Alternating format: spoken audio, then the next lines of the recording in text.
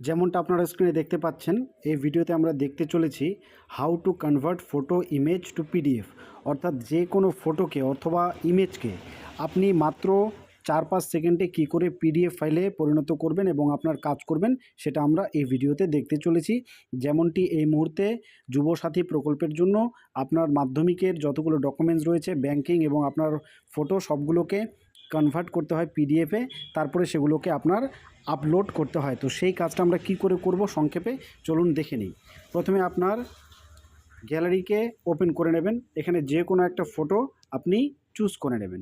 ধরুন এই ফটোটিকে আমি পিডিএফ করব, এটা ইমেজ ফরম্যাটে রয়েছে, সেটা জেপিজি বা পিএনজি যাই খুশি হতে পারে।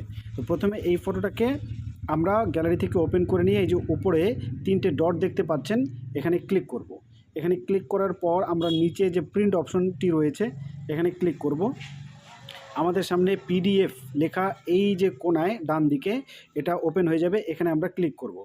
ক্লিক করার সাথে সাথে আমাদের সামনে এই যে নিচে দেখতে পাচ্ছেন সেভ অপশনে এখানে লেখা স্ক্রিনশট এত, এখানে আমরা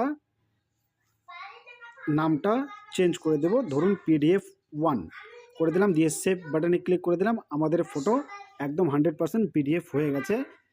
যদি প্রমাণ দেখতে চান আবার গ্যালারিতে যাবেন, ব্যাক করে গ্যালারিতে গিয়ে এই যে দেখুন PDF 1 হিসেবে এটা আমার পিডিএফ ফাইল সেভ হয়ে রয়েছে।